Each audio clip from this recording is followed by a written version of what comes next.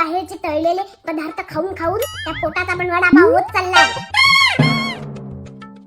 अगं नवीन वर्ष सुरू होतंय, त्यासाठी मी संकल्प केला आहे की मी अजिबात जंक फूड खाणार नाही. मग भूल जाऊ दे तुझा पण एक संकल्प. मी कसला संकल्प करू, मला त्याची गरजच नाही मुळी.